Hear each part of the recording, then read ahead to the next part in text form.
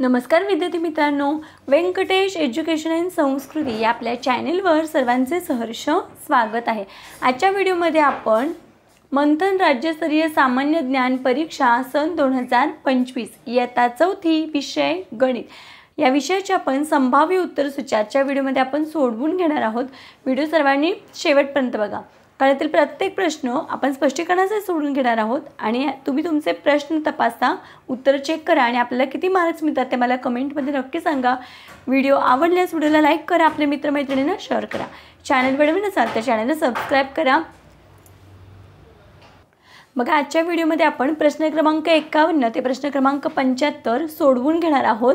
या आधीचे प्रश्न मी आधीच्या व्हिडिओमध्ये टाकलेले आहेत, अपलोड केला आहे त्याचा व्हिडिओ, त्याची लिंक मी या व्हिडिओच्या डिस्क्रिप्शन बॉक्समध्ये दिलेली आहे। मराठीची पण लिंक दिली आहे आणि गणिताची पण प्रश्न क्रमांक 26 ते प्रश्न क्रमांक 50 पर्यंतच्या व्हिडिओची लिंक डिस्क्रिप्शन बॉक्समध्ये आहे। त्या लिंकवर तुम्ही क्लिक करून तो व्हिडिओ पहा। बघा, इथे पहिला प्रश्न 51वा प्रश्न आहे, 34 दशक गुणिले 25 एकक बरोबर किती। मग बघा, 34 दशक म्हणजे आपल्याला माहिती आहे एक शून्य द्यायचा, गुणिले 25 एकक, 25 एकक म्हणजे आहे तसं 25 लिहायचं, फक्त गुणाकार करायचा आहे। 5 0 0, 5 चौक 20, हचाला 2, 5 त्रिक 15, 15 आणि 2 17। याचं काम झाले म्हणून आपण इथे खाली शून्य देतो। बे 0 0, बे चौक 8, बे त्रिक 6, यांची बेरीज करूया। बघा, 5 अधिक 0 5, 0 अधिक 0 0, 7 आणि 8 15, हचाला 1, 6 7 8। मग आपले उत्तर किती आले? 8505। सॉरी, इथे छोटीशी माझी एक चूक झाली, 5 0 0 पाहिजे, मी चुकून 5 लिहिलं। 5 0 5, कारण कोणत्याही संख्येला 0 ने गुणलं की आपलं उत्तर किती येतं? 0, म्हणून मी इथे 5 0 0 आणि 5 चौक 20 असं या पद्धतीनं। मग इथे किती येणार उत्तर आपलं? 0 0 अधिक 0 0, यांची बेरीज किती येते? 8500। मग बघा बरं, 8500 कुठे आहे? पर्याय क्रमांक 3 मध्ये, म्हणून आपल्या या प्रश्नाचं उत्तर आहे पर्याय क्रमांक 3। पुढचा प्रश्न बघूया। 9/18 या अपूर्णांकांचे अतिसंक्षिप्त रूप कोणते? मग अपूर्णांक आहे 9/18, याला भाग जातोय, भाग घालून घेऊया। 9 1 9, 9 2 18, मग राहिलंय काय? 1/2 म्हणजे 1/2। मग 1/2 कुठे आहे? पर्याय क्रमांक 4, म्हणून आपल्या या प्रश्नाचं उत्तर आहे पर्याय क्रमांक 4। पुढचा प्रश्न बघा, सोबतच्या घड्याळात किती मिनिटांनंतर 3:45 वाजतील? मग या घड्याळामध्ये आता वाजलेत किती? 3:20 आपल्याला माहिती, आपण मिनिटं इथून मोजतो। मग बघा, 5 इथून इथपर्यंत 5 मिनिटं, 10 15 20 मिनिटं आणि तास काटा 3च्या पुढे आहेत, म्हणजे या घड्याळामध्ये 3:20 झालेत। आणि आपल्याला विचारले 3:45 म्हणजे किती? 3:45, म्हणजे हा मिनिट काटा इथे 9 वर आला पाहिजे, बरोबर आहे। मग किती मिनिटं कमी आहेत अजून? बघा, हे ते इथपर्यंत 5 10 15 20 आणि हे 25, म्हणजे अजून 25 मिनिटांनी या घड्याळामध्ये 3:45 वाजतील। पर्याय क्रमांक 2 हे आपल्या प्रश्नाचं उत्तर आहे। पुढचा प्रश्न बघा। बघा, इथे आपल्याला विचारले खालीलपैकी कोणती वस्तू सर्वात स्वस्त आहे? आता बघा, ज्यावेळेस आपल्याला वस्तू स्वस्त काढायची त्यावेळेस आपण प्रत्येकाचं 1 किलोमध्ये काढायचं आहे। बघा, 4 किलो साखर 160 रुपयाला, तर मग इथे काय करायचं? या 160ला 4 ने भागूया। मग बघा, 4 चौक 16, वजाबाकी केली 0ला, वरून 0 खाली घेतला, 0ला 0चाच भाग, 4 0 0, वजाबाकी आली 0, मग आपलं उत्तर किती आलं? 40। म्हणजे 1 किलो साखर, 1 किलोग्रॅम साखर किती रुपये? 40 रुपये। आपण 1 किलोचं काढून घेतलं। आता ब मध्ये काय आहे? पाऊण किलो शेंगदाणे 75 रुपये। आता आपल्याला माहिती आहे पाऊण किलो म्हणजे बघा हे 3 भाग, बरोबर आहे, 1 2 3, 3 भाग म्हणजे पाऊण किलो। पाऊण किलोची किंमत आहे 75। मग आपण याला काय करायचं माहिती आहे का? 3 ने भागायचं, कारण पाऊण किलो म्हणजे 3 भाग। मग याला आधी आपण 3 ने भागूया। बघा, 3 1 3, 7तून 3 गेले, किती राहिले? सॉरी, 3 दुने 6, 3 दुने 6, 1 घेतला, वरून घेतले 5, 3 5 15, ठीक आहे, वजाबाकी आली 0, भागाकाराला 25। मग बघा, हा पाव भाग निघाला, आपण 3 ने भागलं म्हणजे पाव भाग, मग हे 25 हे 25 हे 25, 25 त्रिक 75, पाऊण किलो झाले। पण आपण किलोचं काढतोय, मग 25 चौक किती झाले? 100, म्हणजे 1 किलो शेंगदाण्याची किंमत किती आहे? 100 रुपये, ठीक आहे। आता गुळाची किंमत करूया। 1.5 किलो गुळ बरोबर 90 रुपये। प्रत्येक वेळेस पाव किलोचीच किंमत काढली पाहिजे किंवा 1 किलोचीच काढली पाहिजे असं नाही, पण आपण इथे सगळ्याचं 1 किलोमध्ये कन्वर्ट करतोय। इथे पाऊण किलो दिलं होतं, मग आपल्याला माहिती आहे 3 पाव भाग म्हणजे पाऊण किलो, म्हणून मी इथे 3 ने भागलं। आता इथे बघा 1.5 किलो आहे, किती आहे ते 1.5 किलो. मग आपल्याला 1.5 किलो म्हणजे काय बघा, हा 1 किलो पूर्ण आणि दुसऱ्या किलोमधला अर्धा किलो. मग बघा याचे पण मी 2 भाग करते बघा, हा अर्धा 1 किलो झाला आणि हा अर्धा. मग बघा हा पूर्ण 1 2 आणि हा 3 भाग आहे की नाही. मग मी याला काय करते, 90ला मी 3 ने भागते. 90ला मी कितीने भागते, 3 ने भागते. मग बघा 3 त्रिक 9, वजाबाकी आले 0, वरून घेतला 0, 3 0 0, वजाबाकी आले 0. मग आपलं उत्तर किती आले 30. मग बघा हा अर्धा भागाचा आपण केलं, हे अर्धा किलोला 30 रुपये, अर्धा किलोला 30 रुपये आणि हा पण अर्धा किलो म्हणजे 30 रुपये.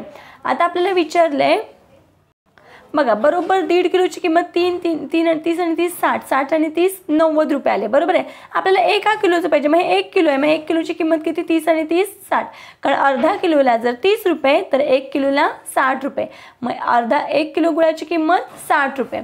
आता बघा 2.5 किलो रवा 125 रुपये. आता इथे बघा 2.5 किलो म्हणजे आपल्याला मिळते 2 किलो आणि वर अर्धा किलो म्हणजे वर हा अर्धा भाग. आता याचे पण मी अर्धा भाग करते बघा, या 1 किलोचे 2 भाग करते, या 1 किलोचे 2 भाग करते आणि हा अर्धा भाग. मग किती भाग होतात अर्धा किलोचे बघा, 1 2 3 4 आणि हा 5 भाग. मग या 125ला आपण काय करूया 5 ने भागूया.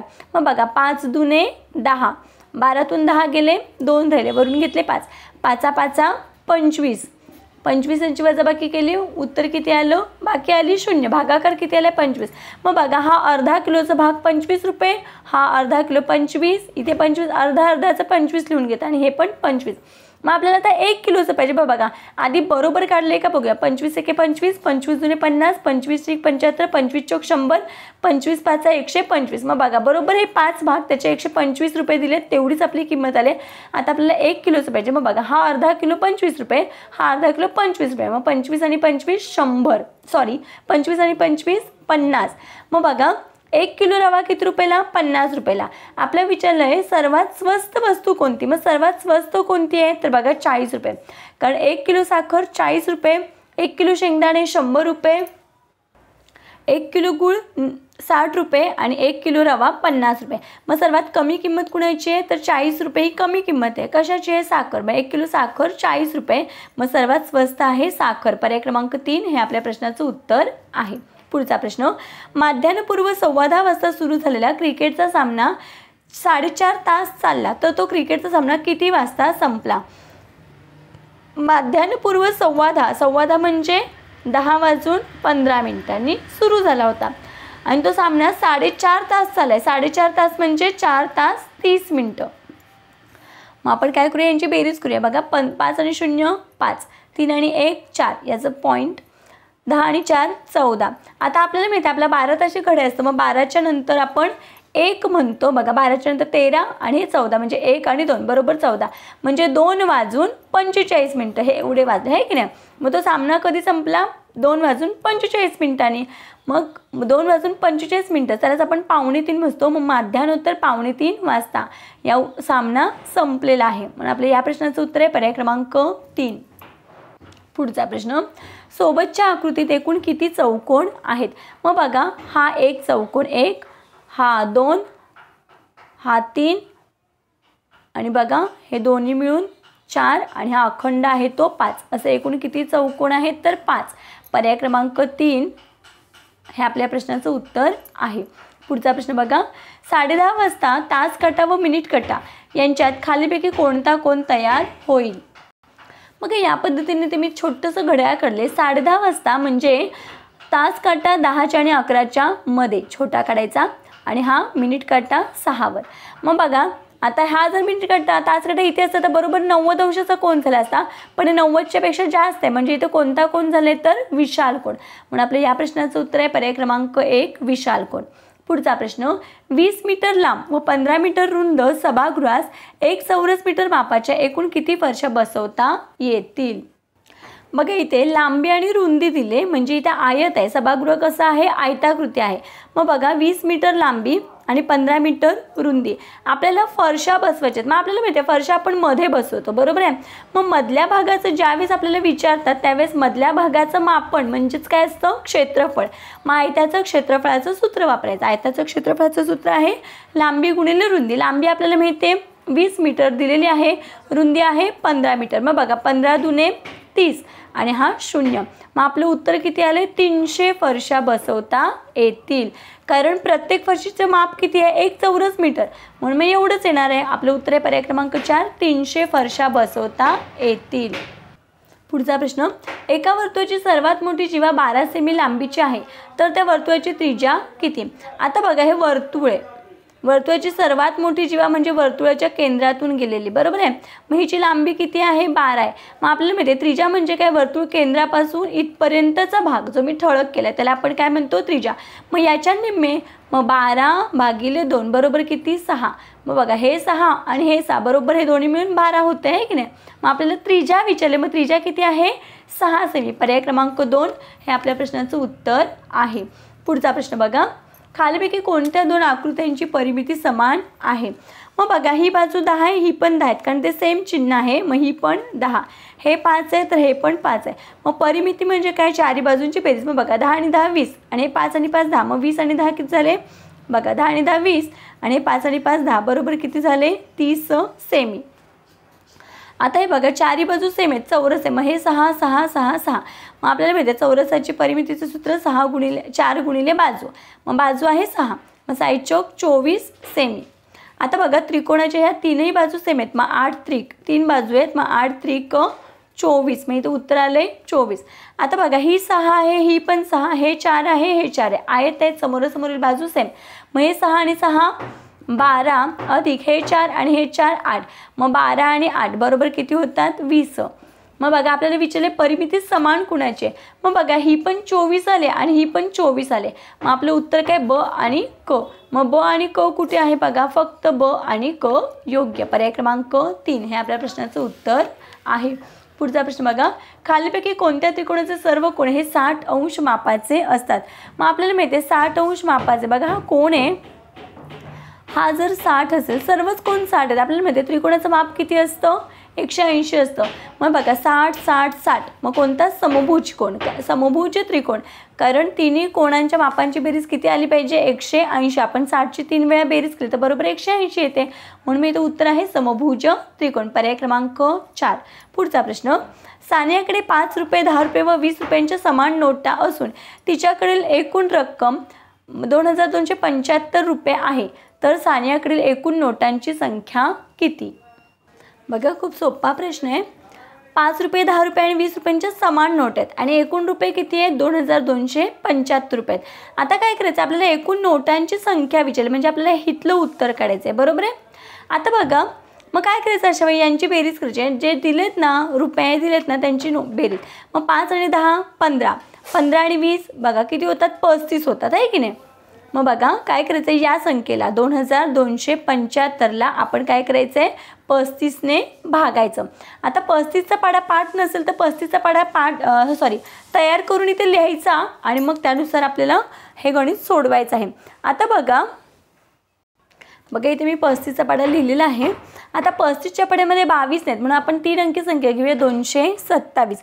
मग बघा 35च्या पाढ्यामध्ये 35 227 पेक्षा लहान संख्या बघा 210, कारण 245 मोठी आहे. मग 210, मग 1 2 3 4 5 6 किती? 35 सक 210. या पद्धतीनं वजाबाकी करूया. आता 7तून 0 गेले 7, 22 मधून 21 गेले 1, वरून हा काय घेतला? 5 खाली घेतला 175. बघा इथे 175 आहेत. मग 1 2 3 4 5, मग 35 5 175 यांची वजाबाकी केली, बाकी आली 0. आपल्याला उत्तर किती आले? 65. मग बघा 5च्या 65 नोटा घेऊया, कारण समान नोट आहेत ना. 10च्या पण 65 आणि 20च्या पण 65. आता या दोघांचा गुणाकार केला, 65 गुणिले 5 केलं तर या दोघांचा गुणाकार केला. आपण गुणाकार करून बघायचं तर एकूण रुपये येतात 325 आणि 65 आहे 650 आणि 65 दुने. आता बघा 65 दुने किती? 130 आणि वरचा 0 आहे तसा लिहून घ्यायचा आहे. आता यांची बेरीज बघा 65 दुने 130 आणि हा 0 म्हणून मी इथे 1300 आलं. यांची बेरीज करूया. यांची बेरीज जर एवढी आली तर आपल्याला ही घेतलेल्या ज्या नोट आहेत त्या बरोबर आहेत. 5 अधिक 0 5, 2 आणि 5 7. बघा इथे 3 आणि 6 9 10 11 12 हातचा आला 1 1 आणि 1 2 बरोबर 2275 आलेले. पण इथे लगेच आपलं उत्तर मिळालं आहे का नाही, लगेच याला टिकमार्क करायचं नाही आहे. आपल्याला एकूण नोटांची संख्या विचारलं, मग एकूण नोटांची संख्या आहे, मग 65 अधिक 65 अधिक 65 यांची बेरीज करायची.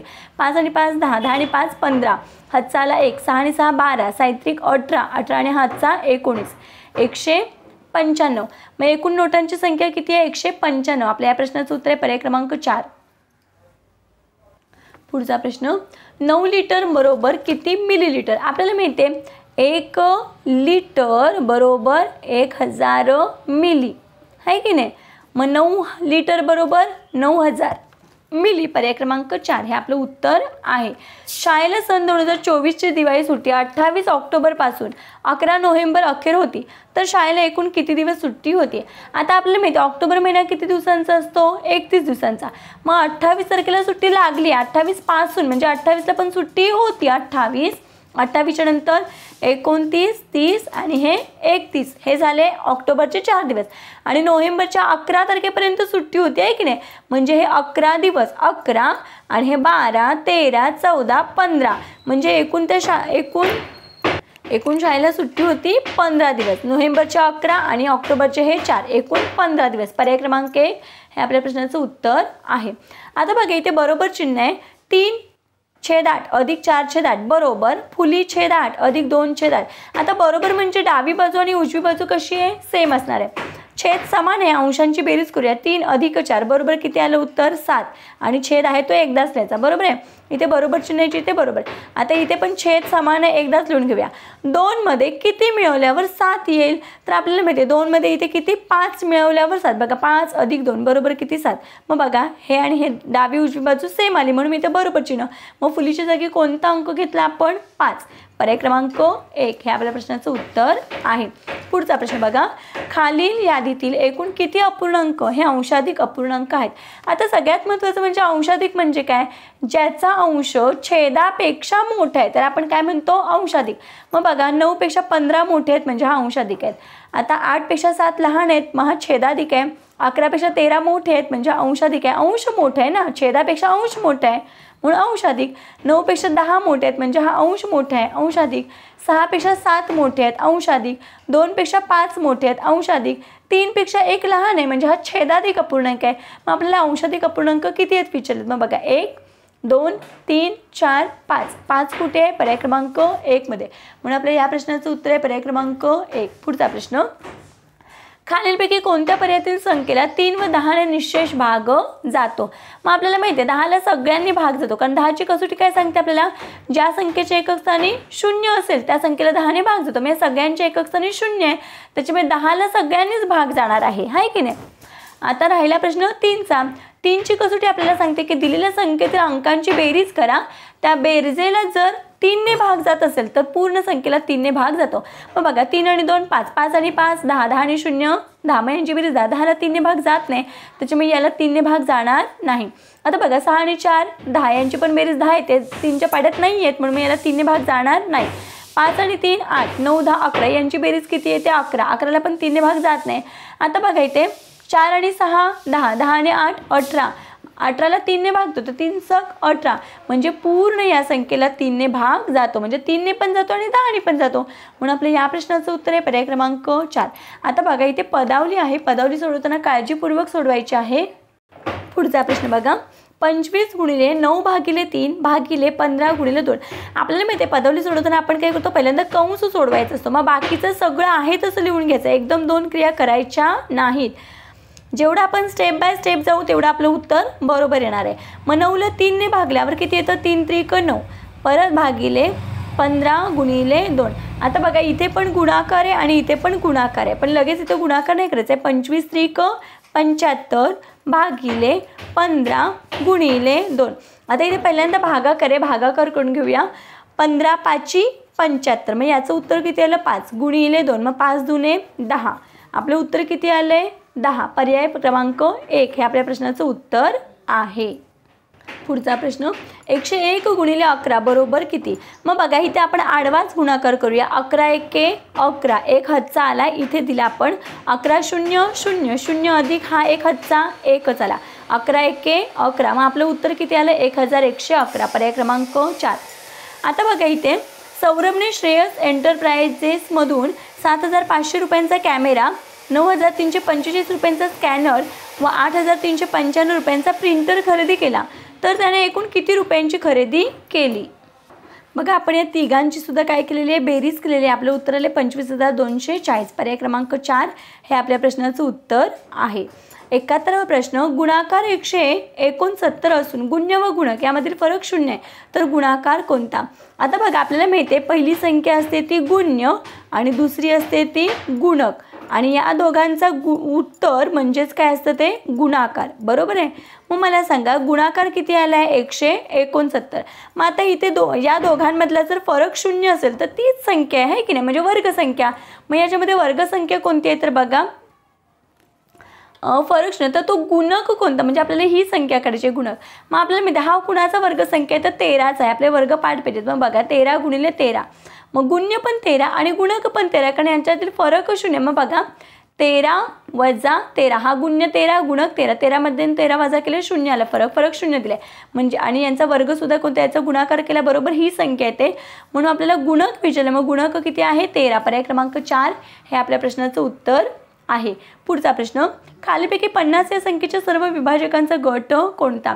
मग बघा 50चे अवयव, 50 कुणाकुणाच्या पडायचे तर 1च्या 2च्या 5च्या 10 25 आणि 50, पर्याय क्रमांक 3 हे आपल्या प्रश्नाचं उत्तर आहे. 1 ते 100 या संख्यांदरम्यान 2 अंकी एकूण किती विषम संख्या आहेत?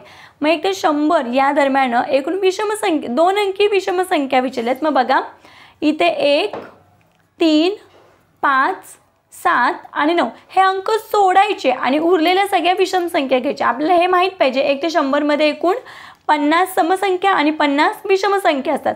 मग या 50 मधून 1 2 3 4 5 हे 5 वजा केले, 50 वजा 5 बरोबर किती येतं उत्तर 45. मग आपलं उत्तर किती आहे 45. का 45? आपण का हे 5 कट केले तर आपल्याला 2 अंकी पाहिजेत, या 1 अंकी संख्या आहेत म्हणून आपण वजा केल्या, म्हणून मी इथे उत्तर आहे पर्याय क्रमांक 3 45. पुढचा प्रश्न, रिकाम्या चौकटीत येणारे योग्य चिन्ह पर्यायातून शोधा. मग बघा 50,555 आणि 55 55 55,055. मग याच्यामध्ये बघा लहान मोठेपणा करताना आपण पहिल्या संख्या बघूया. इथे 50 आहे आणि इथे 55 आहे. 50पेक्षा 55,000 मोठे म्हणून मी इथे हे चिन्ह, पर्याय क्रमांक 2. पुढचा प्रश्न, छेद सेम आहे एकदाच लिहून घ्या. 23 मधून आपण 9 वजा केले तर आपली वजाबाकी येते 14. मग बघा इथे 14.